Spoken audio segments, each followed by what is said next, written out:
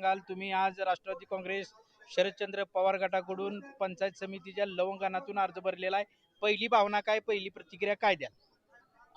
पहिली गोष्ट मी कोमल निशांत पाटील, राष्ट्रवादी काँग्रेस, शरद पवार गट, मोहिते पाटील गट यांच्याकडून तुतारी या चिन्हावरून उभारलेली आहे आणि लवंग या गावातून मी उभारलेली आहे.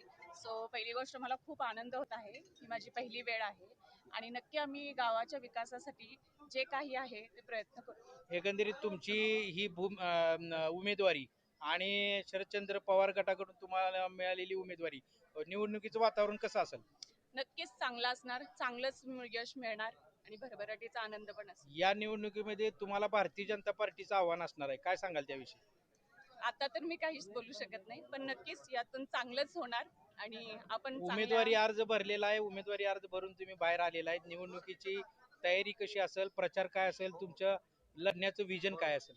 नक्कीच आता उमेदवारी अर्ज भरलेला आहे, तर याच्या पुढे आता सगळी तयारी आखली जाईल आणि मोठी असेल, चांगलीच असेल. तुमच्या गणातील मतदारांना आमच्या माध्यमातून काय आवाहन करतात? नक्कीच तुमची साथ सगळ्यांची महत्वाची आहे, असणारच. गावाचा विकास हा यात महत्वाचा असणार आणि तुमची साथ खूप महत्वाची आहे. तुमची साथ आहे म्हणून मी तो उभारलेली आहे.